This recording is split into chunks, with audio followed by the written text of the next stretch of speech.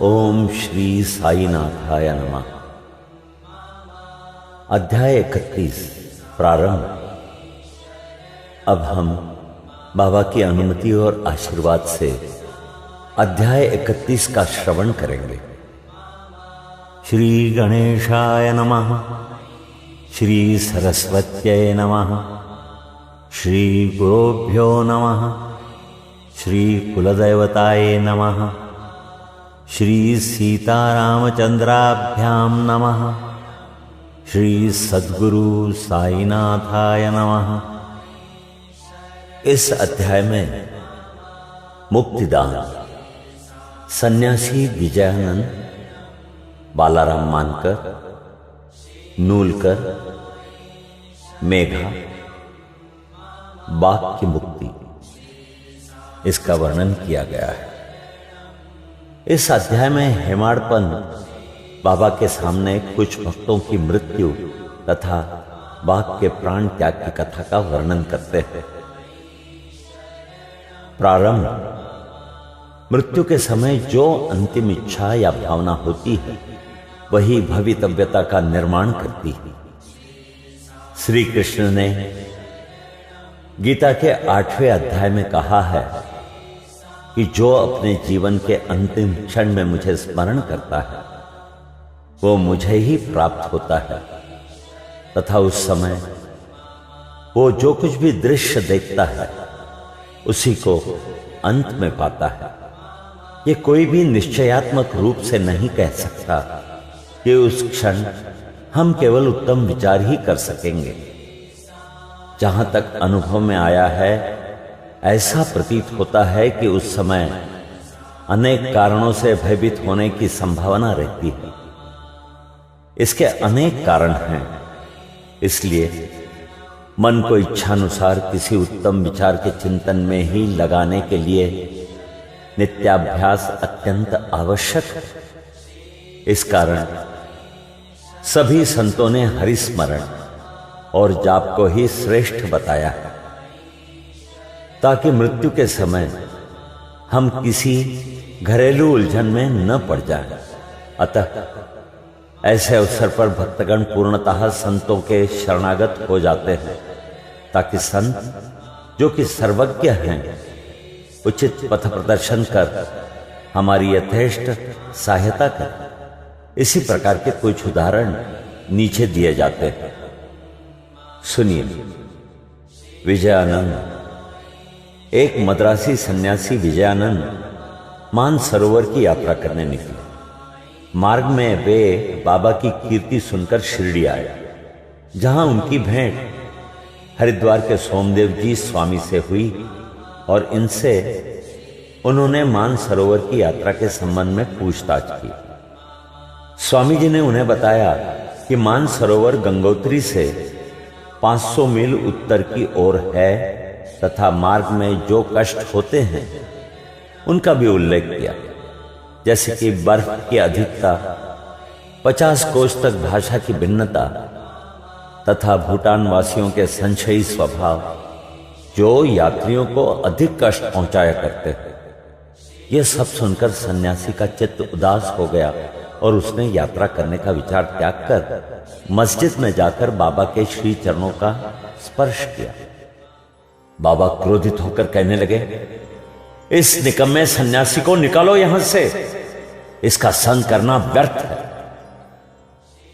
सन्यासी बाबा के स्वभाव से पूर्ण अपरिचित था। उसे बड़ी निराशा हुई, परंतु वहां जो कुछ भी गतिविधियां चल रही थीं उन्हें वो बैठे बैठे ही देखता रहा।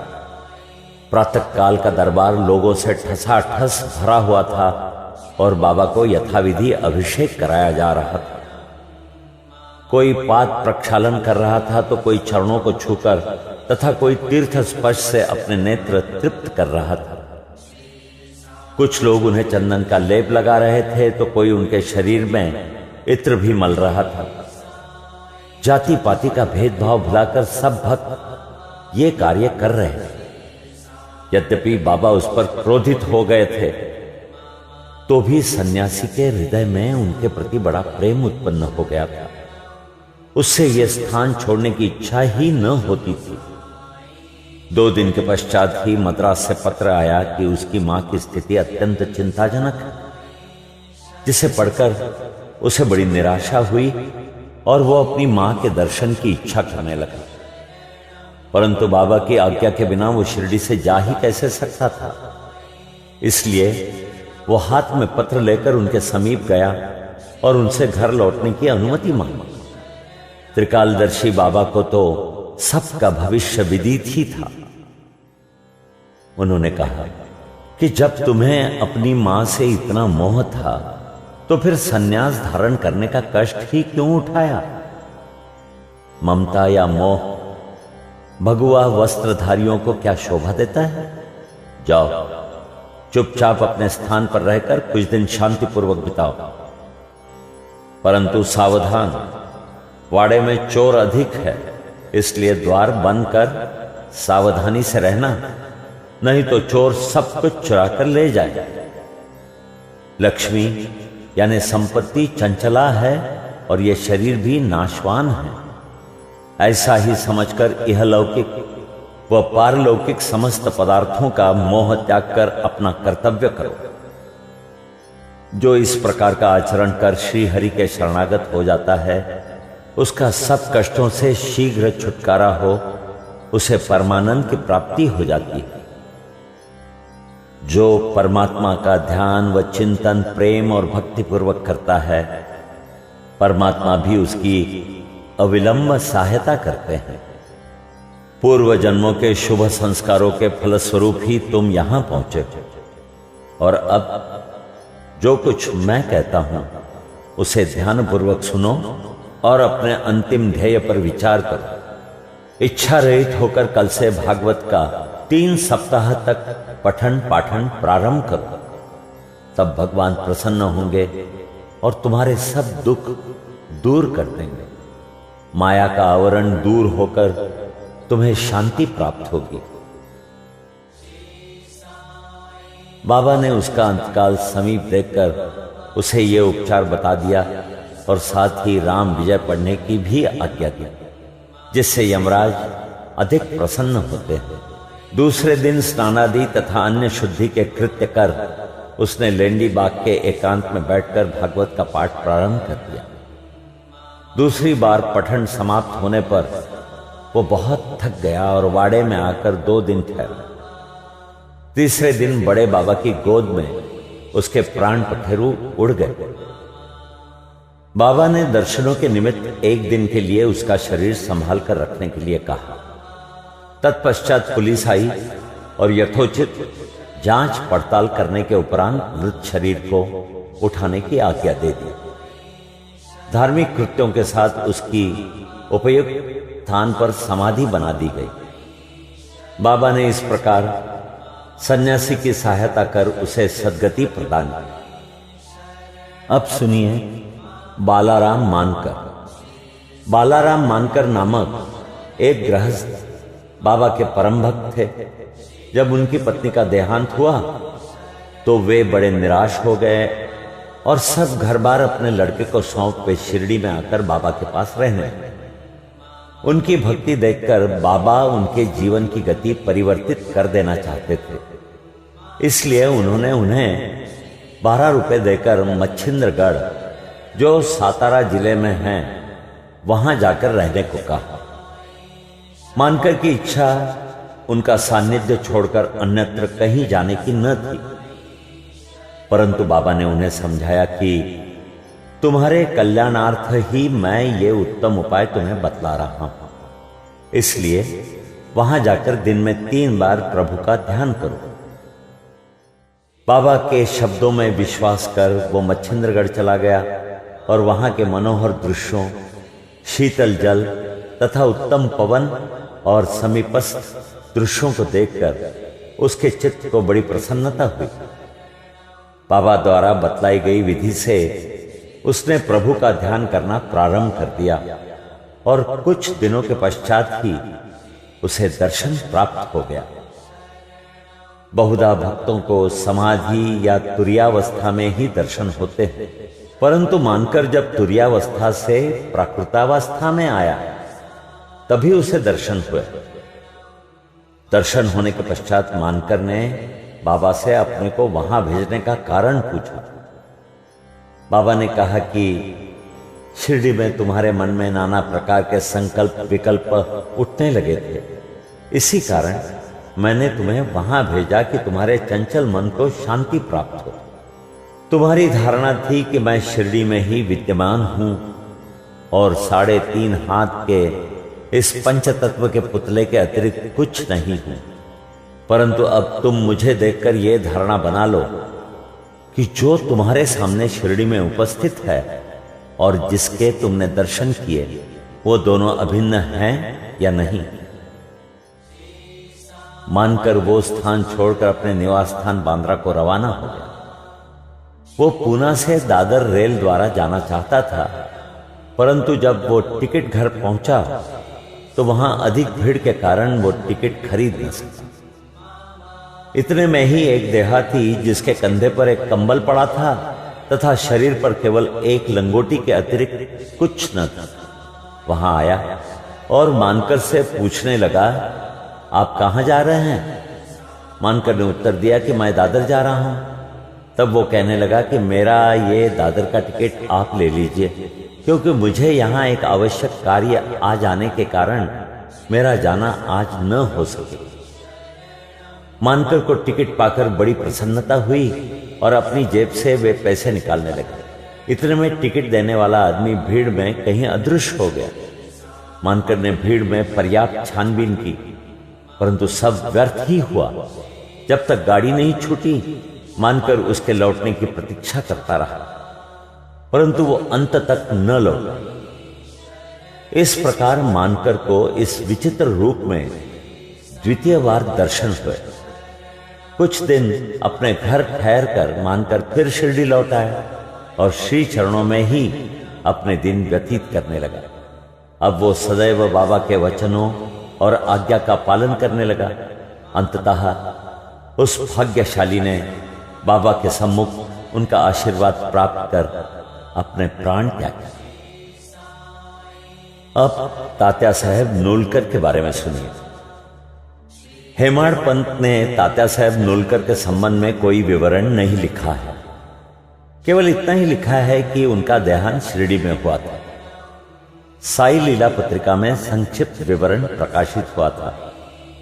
सन 1909 में जिस समय तात्या साहेब पंढरपुर में उपन्यायाधीश थे, उसी समय नाना साहेब चांदोरकर भी वहां के मामलतदार थे। ये दोनों आपस में बहुधा मिला करते और प्रेम पूर्वक वार्तालाप किया करते थे।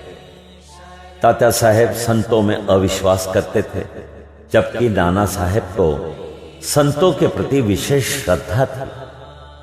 नाना साहेब ने उन्हें साईं बाबा की लीलाएं सुनाई और एक बार शिरडी जाकर बाबा का दर्शन लाभ उठाने का आग्रह भी किया। वे 2 शर्तों पर चलने को तैयार हुए। उन्हें ब्राह्मण रसोइया मिलना चाहिए, भेंट के लिए नागपुर से उत्तम संतरे होने चाहिए। शीघ्र ही ये दोनों शर्तें पूर्ण हो गई। नाना साहब के पास एक ब्राह्मण नौकरी के लिए आया, जिसे उन्होंने तात्या साहब के पास भिजवा दिया और एक संतरे का पार्सल भी आया, जिस पर भेजने वाले का कोई पता न लिखा था। उनकी दोनों शर्तें पूरी हो गई थी, इसलिए अब उन्हें शिरडी जाना ही पड़ा। पहले तो बाबा उन पर क्रोधित हुए, परंतु जब धीरे धीरे तात्या साहब को विश्वास हो गया कि वे सचमुच ही ईश्वरावतार हैं, तो वे बाबा से प्रभावित हो गए और फिर जीवन पर्यंत वहीं रहे। जब उनका अंतकाल समीप आया तो उन्हें पवित्र धार्मिक पाठ सुनाया गया और अंतिम क्षणों में उन्हें बाबा का पाद तीर्थ भी दिया गया। उनकी मृत्यु का समाचार सुनकर बाबा बोल उठे, अरे तात्या तो आगे चला गया, अब उसका पुनः जन्म नहीं होगा। अब सुनिए मेघा 28वें अध्याय में मेघा की कथा का वर्णन किया जा चुका है। जब मेघा का देहांत हुआ तो सब ग्रामवासी उनके अर्थी के साथ चले और बाबा भी उनके साथ सम्मिलित हुए तथा उन्होंने उसके मृत शरीर पर फूल बरसाए। दाह संस्कार होने के पश्चात बाबा के आंखों से आंसू गिरने लगे। एक साधारण मनुष्य के समान उनका भी हृदय दुख से विदीर्ण हो गया। उसके शरीर को फूलों से ढककर एक निकट संबंधी के सदृश रोते पिटते हुए मस्जिद को लौटे। सदगति प्रदान करते हुए अनेक संत देखने में आए हैं, परंतु बाबा की महानता अद्वितीय है। यहां तक कि बाघ सरिका एक हिंसक पशु भी अपनी रक्षा के लिए बाबा के शरण में आया, जिसका वृत्तांत इस प्रकार है। बाघ की मुक्ति। बाबा के समाधिस्थ होने के 7 दिन पूर्व शिरडी में एक विचित्र घटना घटी। मस्जिद के सामने एक बैलगाड़ी आकर रुकी, जिस पर एक बाघ जंजीरों से बंधा हुआ था। उसका भयानक मुख गाड़ी के पीछे की ओर था। वो किसी अज्ञात पीड़ा या दर्द से दुखी था।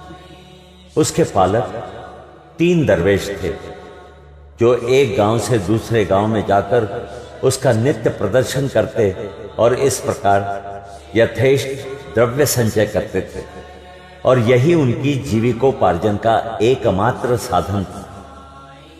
उन्होंने उसकी चिकित्सा के लिए सभी प्रयत्न किए, परंतु सब कुछ व्यर्थ हुआ। कहीं से बाबा की कीर्ति उनके कानों में पड़ गई और वे बाघ को लेकर साईं दरबार में आए। हाथों से जंजीरें पकड़कर उन्होंने बाघ को मस्जिद के दरवाजे पर खड़ा कर दिया। वो स्वभावतः ही भयानक था, पर रुग्ण होने के कारण वो बेचैन था। लोग भय और आश्चर्य के साथ उसकी ओर देखने लगे। दरवेश अंदर आए और बाबा को सब हाल बताकर उनकी आज्ञा लेकर वे बाघ को उनके सामने लाए। जैसे ही वो सीढ़ियों के समीप पहुंचा, वैसे ही बाबा के तेजपुंज स्वरूप का दर्शन कर एक बार पीछे हट गया और अपनी गर्दन नीचे झुका ली। जब दोनों की दृष्टि आपस में एक हुई तो बाघ सीढ़ी पर चढ़ गया और प्रेमपूर्ण दृष्टि से बाबा को निहारने लगा। उसने अपनी पूंछ हिलाकर 3 बार जमीन पर पटकी और फिर तत्क्षण ही अपने प्राण त्याग दिया। उसे मृत देखकर दरवेशी बड़े निराश और दुखी हुए। तत्पश्चात जब उन्हें बोध हुआ तो उन्होंने सोचा कि प्राणी रोगग्रस्त था ही और उसकी मृत्यु भी सन्निकट ही थी। चलो, उसके लिए अच्छा ही हुआ कि बाबा श्री के महान संत के चरणों में उसे सद्गति प्राप्त हो गई।